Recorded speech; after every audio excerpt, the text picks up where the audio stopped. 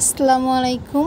তো এই গরমে কিছুই খেতে ভালো লাগে না, তাই আমি আজকে আবার আম মাখাবো।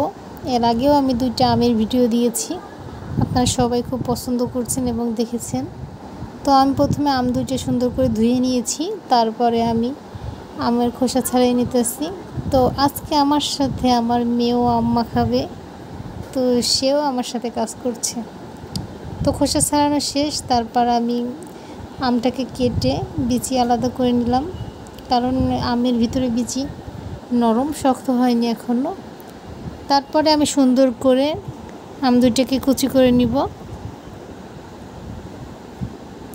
এ পর্যায়ে শেষ আমার আম কুচি করা। সুন্দরভাবে কুচি হয়ে গেছে। তারপরে আমি একটা কাঁচামরিচ নিয়েছি, তার সাথে লবণ নিয়ে ভালোভাবে মেখে নিয়েছি। এরপর আমি একটু চিনি নিয়ে নিব।